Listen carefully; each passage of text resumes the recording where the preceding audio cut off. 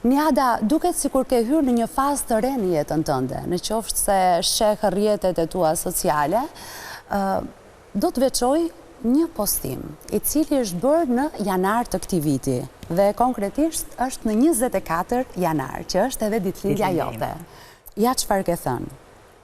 Gëzuar ditëlindjen Niada. Sot është dita kur je një vit më afër të qenit një legjendë gjallë. Mos e mendo moshën si numër, mendoje si një level up në lojën e jetës. Uroj të hash shumë tort, sepse kaloritë sot nuk numërohen.